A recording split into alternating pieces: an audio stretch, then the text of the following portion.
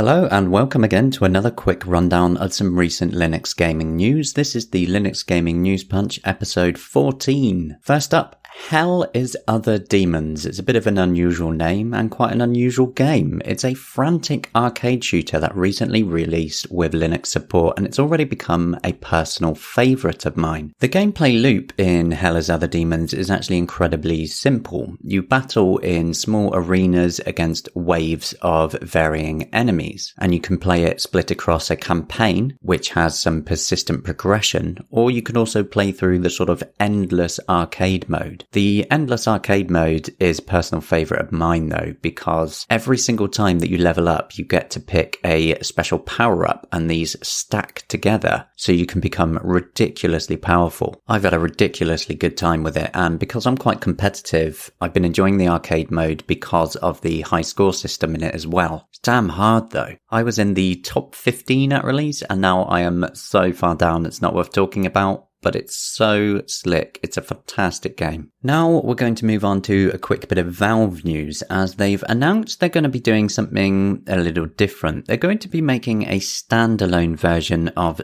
Dota Auto Chess, an insanely popular game in the Dota 2 arcade. At least this time Valve are going to go with something that's already popular. Dota Auto Chess has about 8 million subscriptions to it, hundreds of thousands of players per day. So at least when they put this out, it shouldn't be as dead on arrival as Artifact. Anyway, Dota Auto Chess is a quite peculiar strategy game as it uses units from Dota 2, so the heroes, on a small chess-like board, and as the name suggests, a lot of what happens is automatic. So you pick your units, you upgrade them, and basically hope for the best. The problem is, in the current form, it's not really welcoming to new players. It's quite confusing. It only really gives you 4 pictures to say, do this, do that, now these things, off you go. So I'm hoping that Valve doing a standalone version should give it a better experience, because it does seem very interesting.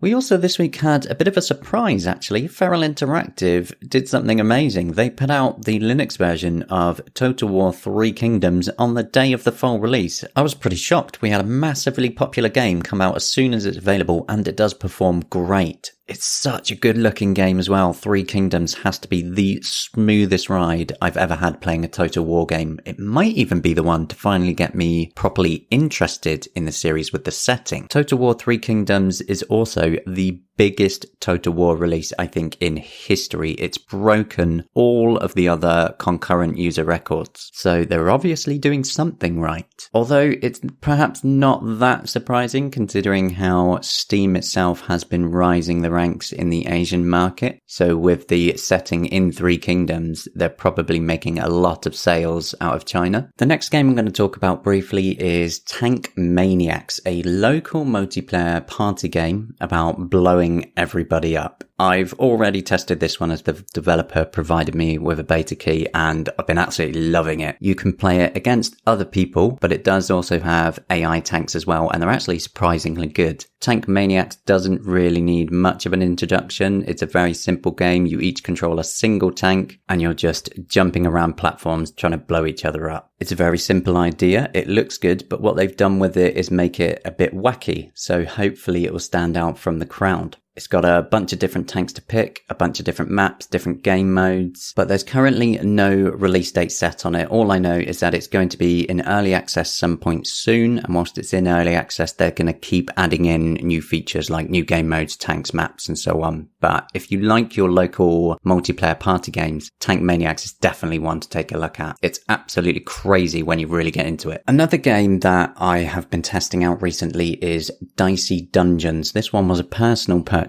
because I like Terry Cavana's work. It's a bit of an unusual roguelike that mixes in cards, so think like Slay the Spire, but instead of simply dragging around cards, your cards act as your weapons or your spells, and you roll a dice to activate them. I've been enjoying this one a lot though, because every update they put out polishes it so much, it's ridiculous. They've added in new game modes as well and tweaked all sorts of existing features, but the point that I want to raise about it now is that they're going to be removing the alpha version that's for sale on itch.io at the moment. And that's going to happen quite soon. So if you do want to get it at a reduced price, you should probably go and pick it up now, as once it's removed, nobody will be able to buy it again until the full release, which will be on both itch.io and Steam. They don't have a date for the full release yet either. It should be sometime in the summer. That's all they've said so far. Just recently, the game Eagle Island had a demo published on Steam. I've been putting some time into this one, and honestly, I've been absolutely blown away by it. I love how indie developers always manage to take a simple idea like an action platformer and make it feel so different every single time. In Eagle Island, all the controls are really simple. The developer said accessibility was a big thing for them, so it's got a lot of options you can tweak as well. What I like most about the game, apart from the lush style to it, is the combat, which is quite unusual, as you don't actually have any real abilities yourself. Instead, you carry around an owl, which you literally jump into the air and throw at things. It's kind of hilarious thinking about it, but it's done so well, and it just looks amazing. I think I've put about 4 to 5 hours in this short demo already. I'm absolutely in love with it, so do check out Eagle Island on Steam. Finally, we're going to end it to talk quickly about Zed, a game that will tell the story of an artist suffering from dementia. This is from Eager Games and Cyan Ventures. Cyan Ventures is the new publishing arm of the developer behind titles like Mist and Riven. It looks like it's going to be very bizarre, but I'm really curious about it. And we now know that the Windows version is going to be released on June 4th,